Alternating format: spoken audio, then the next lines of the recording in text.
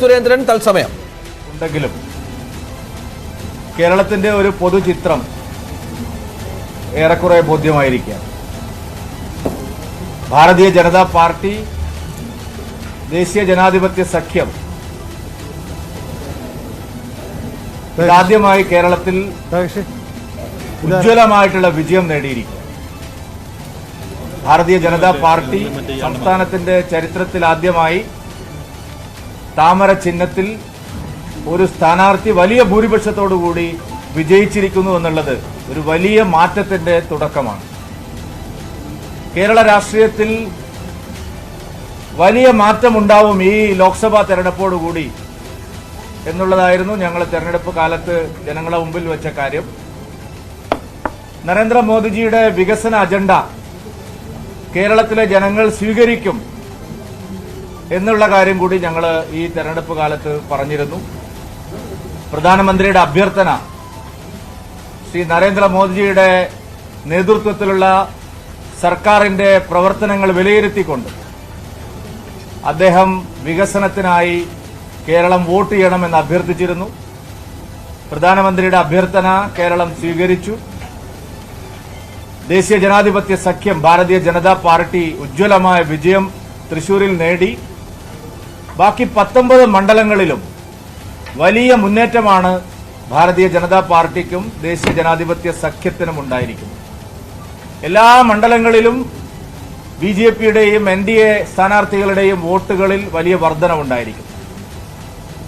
പ്രതീക്ഷിച്ചതുപോലെ ഏതാണ്ട് 20% വോട്ടുകളിലേക്ക് വരാൻ NDAക്ക് കഴിഞ്ഞിരിക്കുന്നു എന്നുള്ളത് കേരളത്തെ സംബന്ധിച്ചിടത്തോളം, കേരളത്തിൽ ഒരു കാരണവശാലും ബിജെപിക്ക് ജയിക്കാൻ കഴിയില്ല.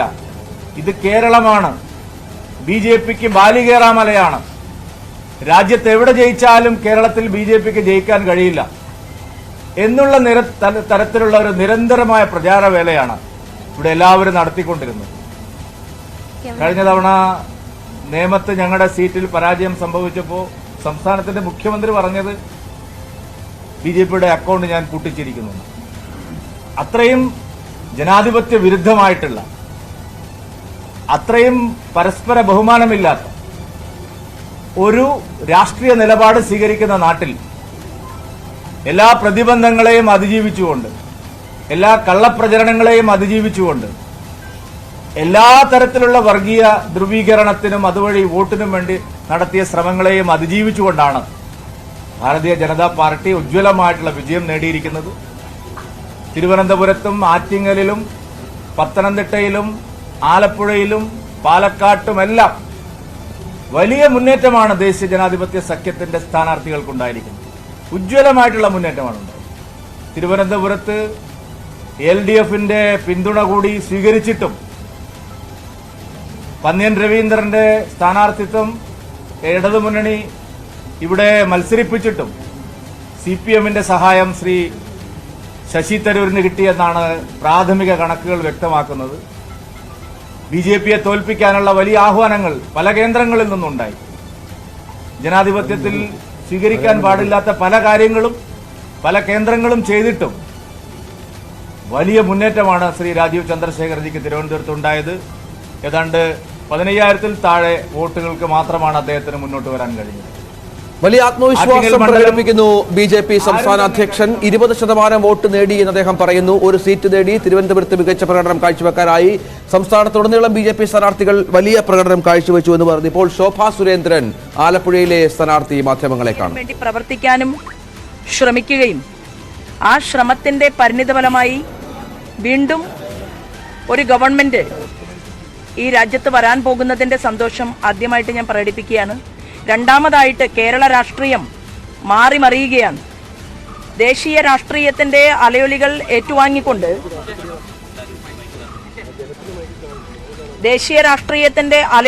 ഏറ്റുവാങ്ങിക്കൊണ്ട് കേരളത്തിന്റെ സാംസ്കാരിക തലസ്ഥാനമായിട്ടുള്ള തൃശ്ശൂർപേരൂരിൽ ആരാധനായിട്ടുള്ള ശ്രീമാൻ സുരേഷ് ഗോപിയെ അവിടുത്തെ ജനങ്ങൾ സ്വീകരിച്ചു എന്നുള്ളത് ഏറെ സന്തോഷത്തോടുകൂടി നോക്കിക്കാണുകയാണ്.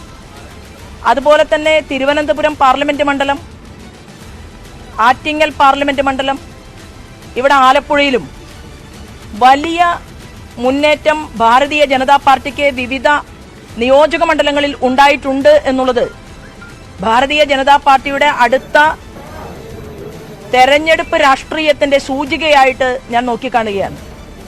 വളരെ സന്തോഷത്തോടുകൂടി ആലപ്പുഴയിലെ ജനാധിപത്യ വിശ്വാസികളോട് വളരെ കുറഞ്ഞ നാളുകൾ കൊണ്ട് അതാണ് ശോഭാ സുരേന്ദ്രന്റെ വാക്കുകൾ അങ്ങനെയാണ്. ഇനി നമുക്ക് എം വി ജയരാജൻ, കണ്ണൂരിലെ സ്ഥാനാർത്ഥി, CPM സ്ഥാനാർത്ഥി, മാധ്യമങ്ങളെ കാണുന്നു പ്രതികരണത്തിൽ. അങ്ങനെ ഒരു അതിജീവന പ്രക്രിയ പാർട്ടിയും LDFും നടത്തിയതിനെ തുടർന്നാണ് 2020 തദ്ദേശ തെരഞ്ഞെടുപ്പിലും 2021 നിയമസഭാ തെരഞ്ഞെടുപ്പിലും മുന്നേറ്റമുണ്ടാക്കാൻ കഴിഞ്ഞത്. 2019 അതേപടി 2020 21 ഉണ്ടായിട്ടില്ല.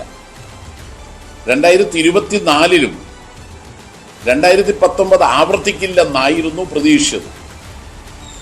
പക്ഷേ സ്ഥിതി മറിച്ചായി. അതുകൊണ്ട് അത് വിശദമായിട്ട് തന്നെ ഒരു പരിശോധന അറിയിക്കുന്ന കാര്യമാണ്.